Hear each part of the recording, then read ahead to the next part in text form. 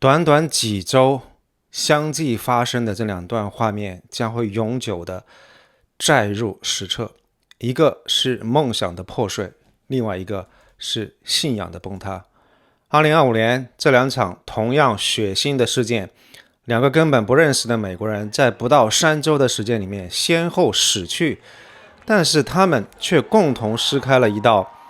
深不见底的裂口，让我们所有人都清清楚楚看到美国这个超级大国心脏里正在发生的风暴。但这个不仅仅是关于犯罪或者是政治斗争的普通新闻，今天我们要聊的是一个国家怎么样一步一步走向崩溃的故事。这两起悲剧我想不是孤立的，他们其实是一份诊断书，诊断的对象是谁？就是美利坚合众国，而诊断的结果非常明确，这个国家已经病得不轻了。所以今天我们就一起来看这两起谋杀是怎么样形成一种致命的共振，把美国推向了自我消耗的深渊，甚至可能会彻底改写21世纪整个世界的格局。第一个故事的主角叫伊琳娜，23岁，她的人生刚刚才开始，本来应该是一部关于希望的史诗，她跨过了整个大洋，躲开了俄罗斯的炮火，把破碎的家园甩在身后，只为来到美国这个传说当中的应许之地，寻找一样最基本的东西——安全。但讽刺的是，他逃开了一个外部的明确的战场，却在一个本来应该给予他安全和机会的新国家，死于了一场内部的无端的暴力。所以他的死早就不仅仅只是一桩谋杀案而已，它形成了一个强大的隐喻，就是美国梦的破碎和美国庇护所这个承诺的失败。而当那样一段血腥的没有经过任何处理的监控视频在社交媒体上像野火一样传开的时候，它点燃的又何止是愤怒，而是一种深层次弥漫在每一个人心底的恐惧跟无力感。如果连一个逃难的女孩在美国都不安全，那我们这些普通美国人还有谁是安全的？那么问题来了，到底是谁杀死了伊琳娜？直接动手的当然是那个34岁的黑人，叫迪卡洛斯·布朗，但他并不是凭空蹦出来的恶魔，他是美国社会安全网上面3个巨大的破洞一起漏下来的结果。第一个破洞是刑事司法系统，这个根本就是一个失灵的旋转门。布朗他有超过10年的暴力犯罪记录，整整14起案件，包括持枪抢劫、入室行窃，他甚至已经服过5年的刑。但是你猜怎么着？这样一套花了纳税人巨资的美国的司法系统，却一次又一次的逮捕他，然后又通过保释制度，像吐掉一颗坏掉的糖果那样，轻易的就把他又吐回了街头。而这个非常儿戏的美国的法官，竟然是通过 DEI 政策，以非常搞笑的形式当上这么一个在很多人心目当中本来是高山仰止的最受人尊敬的职位——法官。就连夏洛特的市长后来也不得不承认，这是法院跟法官系统彻头彻尾的失败。警察在前面抓，法院在后面放，而伊琳娜这个乌克兰的女生就死在了这扇旋转门的阴影里面。第二个破洞是精神健康系统，说难听一点，这就像一个充满回音的空谷，喊破喉咙也没人理，没人真的管。布朗他是被确诊了严重的精神分裂，也被强制收治过，但关键词就是这个短暂，他从来没有得到过持续有效的治疗或者监管。全美国像他这样患有严重精神疾病的人超过1500万，但其中只有一半能够真正接受治疗。布朗就是被遗忘的那一半，他游荡在惩罚性的司法系统和本来应该治疗他的医疗系统之间的灰色地带，两个系统都看见了他，但是没有任何一个系统真正在管他。而第3个破洞就是公共安全系统，这个是伊琳娜生命当中最后一道防线的崩溃。案发那天晚上，布朗甚至根本就没有买票，就大摇大摆走上轻轨的车厢，而本该有安防巡逻的车厢里面根本没有任何保安。在他生命当中最后一刻，伊琳娜在痛苦挣扎的时候，车厢里面原本有3个离他很近的人瞬间都弹开了。这里面有一个数据特别惊人，2025年夏洛特市公共交通系统里面的犯罪率是全美国平均水平的3倍。这意味着什么？伊琳娜那天晚上登上的根本不是什么希望的列车，而是早就被市政管理部门放弃了的暴力频发的移动的犯罪现场。司法、医疗、安保这3道本该保护普通人的阀门在美国全部失灵了。最终他们精准地把一个有暴力倾向的精神病患者和一个毫无防备的年轻的女性难民送进了同一节封闭的车厢。所以结论来了，伊琳娜的死它不是偶然，它是由无数次小的疏忽跟大的制度性的失灵一起铺成的通向死亡的必然之路。事情发生之后，特朗普第一时间就站出来直言，受害者的鲜血就沾在那些拒绝把坏人关起来的民主党人手上。你看，这样一套叙事简单粗暴，但却也直接戳中了很多人的心。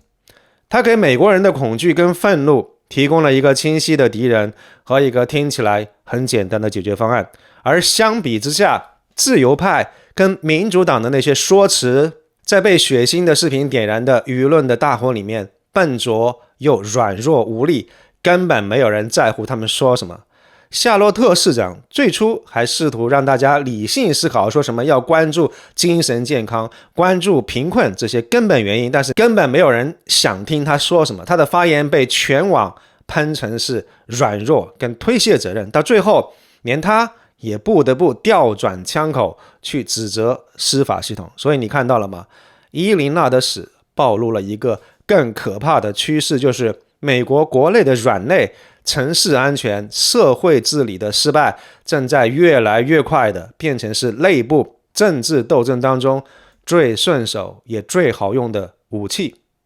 那如果说伊琳娜的死让我们看到了美国社会治理的慢性病，那么接下来查理·科克的死就直接引爆了这个国家政治生态的急性心梗。就在几个小时之前，9月10号，一颗子弹终结了这位31岁保守派明星的生命，也彻底改变了美国政治斗争的规则。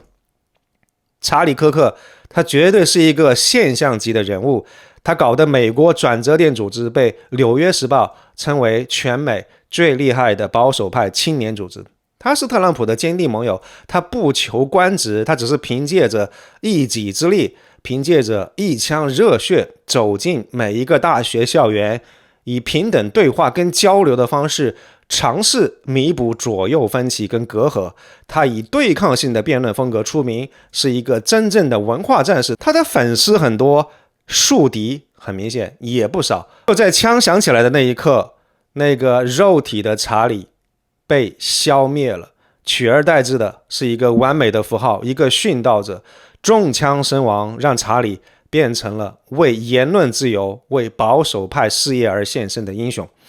这次袭击它不是一时上头的激情犯罪，也不是随机的暴力，种种迹象表明这是一次目的性极强、经过精密策划的政治暗杀。子弹是从差不多200码以外的这个楼顶射过来，一枪致命。这跟一般情绪驱动的随机枪击案完全不同。这个枪手要做的不只是终结查理的生命，更是要终结保守派的声音，甚至终结一个时代。他们传递的信号非常清晰，这不是泄愤，这是定点清除。凶手的目标就是要用最公开、最血腥的方式，把政治辩论的讲台直接变成政治猎杀的刑场，来震慑整个保守派的运动。而事后，特朗普做了一个政治上极其罕见的举动，他命令全国降半旗，这个是国家机器的最高象征仪式，为一个非官方的政治活动家默哀。这个非常规的举动，等于说告诉美国人民，查理这是一个为国家牺牲的英雄。接下来美国会如何清算幕后的黑手，如何弥合党派分歧，值得我们观察。而暗杀发生之后，本来应该是全国哀悼的时刻，对吧？但是现实世界跟互联网上发生的事情真的让人心里发凉，比子弹还冷。民主党的国会议员拒绝为查理默哀，在社交媒体跟一些左翼的圈子里面，居然出现了大量幸灾乐祸的声音。比如有人说他不是最支持持枪权吗？死得正好。还有人说他是恶有恶报罢了。这些左翼极端的言论被迅速的截图打包，疯狂的传播，变成了保守派手中最完美的证据。你们看，整个左翼都对我们怀着刻骨的仇恨，这根本不是什么孤狼行动，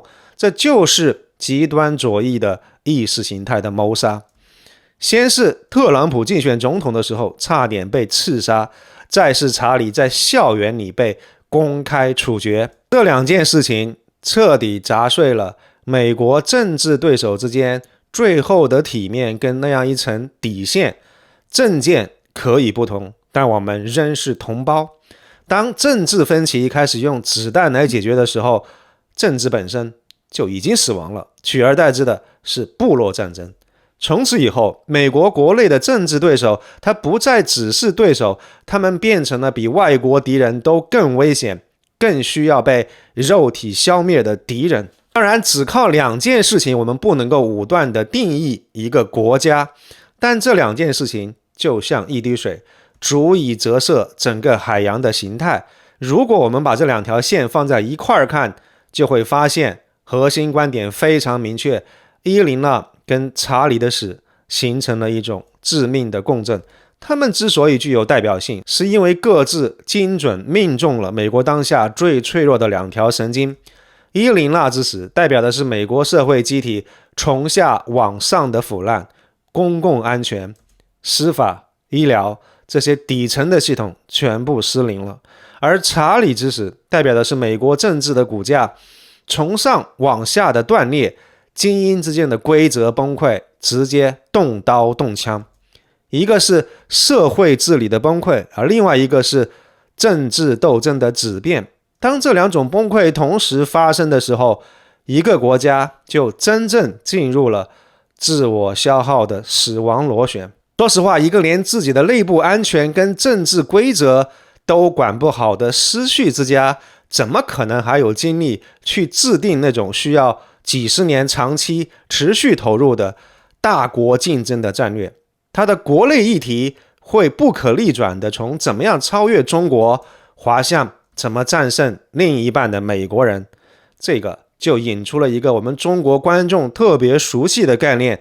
内卷。但这一次是国家级别的战略内卷化，大国竞争拼到最后就是资源跟注意力，而这两起事件会像一个巨大的黑洞，把美国海量的资源、最高决策层的注意力全部从外部吸回内部。这个就是最典型的战略内卷化。就好比一个世界顶级的马拉松选手，他的身体最强，装备最好，但他突然发现自己体内长出了一个恶性肿瘤。从那一刻起，他所有的目标就不再是赢得比赛，而是怎么样跟体内的癌细胞做斗争。他所有的能量都会被内部消耗战吞噬掉。这个就是美国现在的困境。要解决伊琳娜案背后的治理危机，要花天文数字的钱。要应对查理案之后的政治暴力的时代，要建立庞大的国内监控体系。国家的资源只能够从投资未来，比如说科研、教育、基建，而被迫要转向修补当下，例如警察、监控、监狱系统。这样一种战略内卷会成为美国全球竞争当中最致命的弱点，而最终这一切都会导致美国最核心的那个力量软实力的彻底崩溃。美国一直以来最大的优势是什么？是它的文化吸引力、价值观的感召力，是那座山巅之城，是民主灯塔的形象。而这两起事件一起向世界发出了一个毁灭性的信号，一个连逃难来的乌克兰女孩都保护不了的国家，凭什么说她能够保护盟友？一个政治人物会在大学校园里面被公开处决的国家，又凭什么说他的民主制度更优越？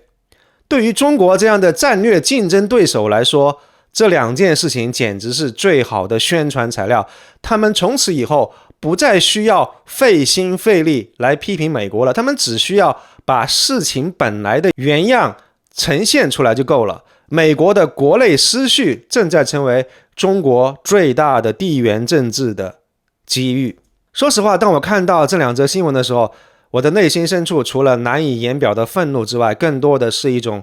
悲观跟心冷。这两起血腥事件本身当然不会直接导致美国的内战，但它们是一个非常明确的信号，这个社会正在从慢性病转向急性病，他们是强大的催化剂，正在加速整个国家的政治部落化跟安全堡垒化。一个国家最大的敌人永远是自己，一个国家的崩溃永远是从内部开始。历史一次又一次地告诉我们，当一条巨蟒不再望向星辰大海，而是转过头来开始吞噬自己的尾巴的时候，整个世界的格局一定会因此而发生改变。而这两起谋杀案很可能就是这样一场历史的量变过程当中最关键的那个质变的节点，他们是警钟，也是墓志铭，而我们所有人正在亲眼目睹这一切的发生。我是艾森，非常感谢您观看今天的视频，我们下期节目再见，谢谢。